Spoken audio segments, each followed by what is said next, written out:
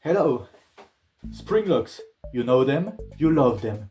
I'm wearing them, I'm making them. Springlocks have been a quite important part of the Five Nights at Freddy's lore for about 10 years now, and ever since they were introduced, people have been theorizing about not only how they work, but why they've been made. Because if you actually dig into the question, why would you make Springlock suits? You know, right?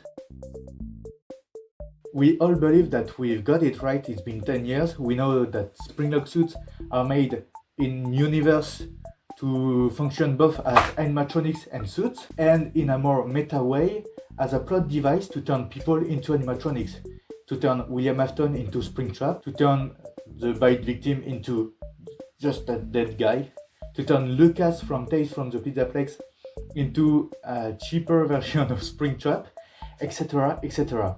And even until the FNAF movie, it serves the same purpose: hold back the animatronic parts and turn William Afton, the bad guy, into an animatronic.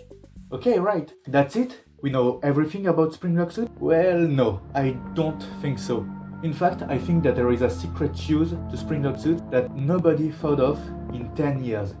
And I even think that it has correlations to another character that has been introduced to the FNAF universe that is quite unique in the way he works.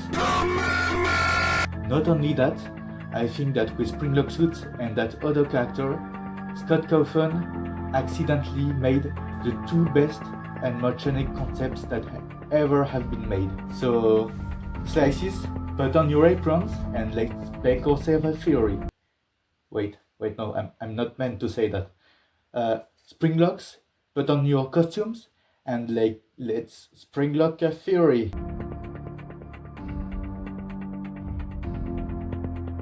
To understand what I'm talking about, we are first gonna establish the Springlocks themselves.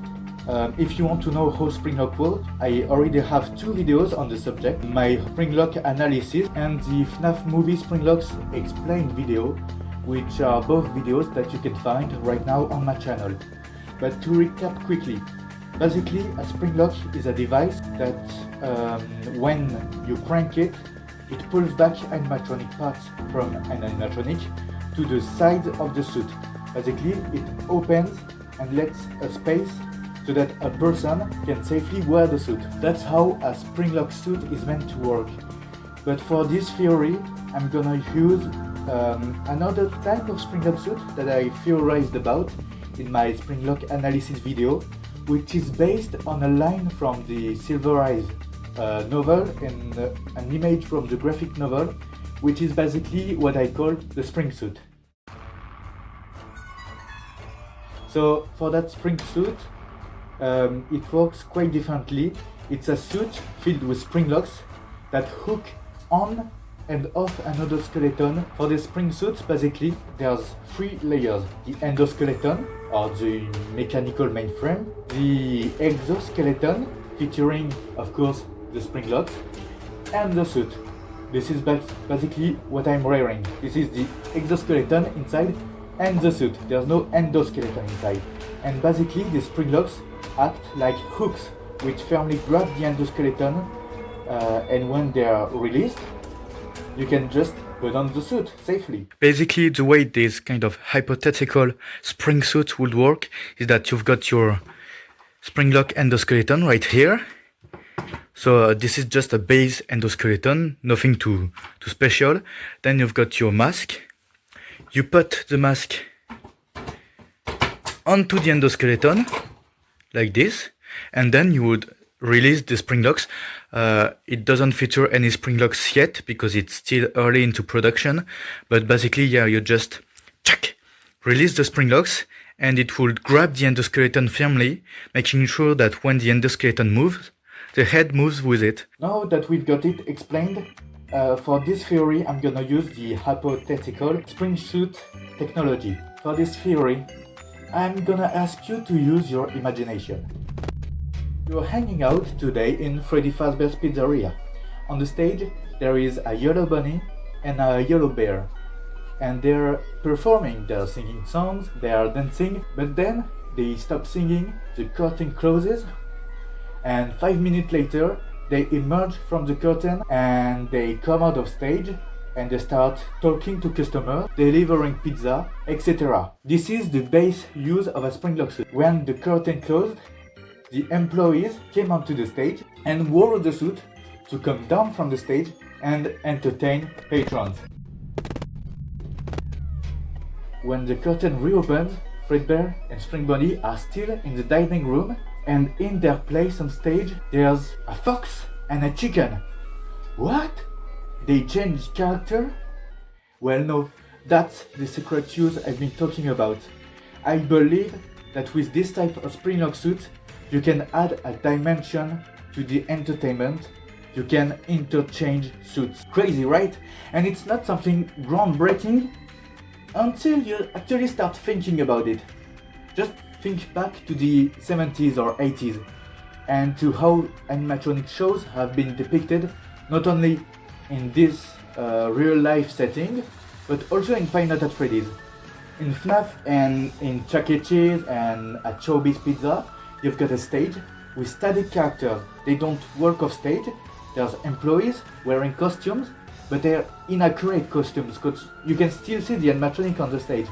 And it's always the same character with the same voice every day. And I believe that with Springlock suit, you can not only make the animatronics come off stage directly, but replace them to keep the show going with different characters, different combinations of characters. And thanks to that, the possibilities are endless. Not only that, you may be wondering, but Technofur, if you just change the skin of the costume, then your Chica is gonna have a Freddy voice, or your Foxy is gonna have a Spring Bunny voice. No, because Scott Scoffin gave us a sort of new character that can mimic personalities from the past.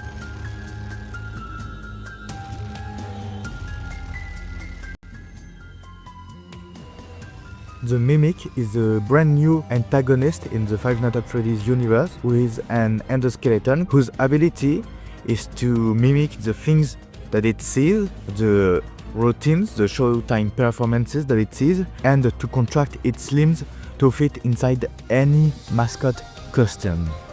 Sounds familiar? Imagine that mimic endoskeleton that you can kind of swap out the suit with Springlocks so that every show is entirely different. And I think that in the lore it's never implied that it's what is happening. The more I think about it, the more I think that's it. That's perfect. I mean, that could explain why Fazbear Entertainment is such a known pizzeria. This is because their shows are much more interesting. They swap out characters, they swap out the scenarios, etc, etc. And in fact, that's what I want to do. That's one of the reasons why I'm making a Springlock suit prototype. You just have to make one prototype and then you keep the endoskeleton and you make different suits of different characters, and then boom, all you have to do is to change their voice and their programming routine and you are good. Now, of course, this is subject to interpretation. I use a kind of hypothetical use of Springlock suits that is not the one that we see in the games, of course, but I still think that it's a fun thing to think about. I still think that maybe that's how Springlocks could work. And of course, that's something I am going to implement to my real life Springlock suit project. Of course it is. Thank you a lot for watching, and I'll keep you updated on my Springlock suit project through videos that I release very shortly. Thank you all for being here, and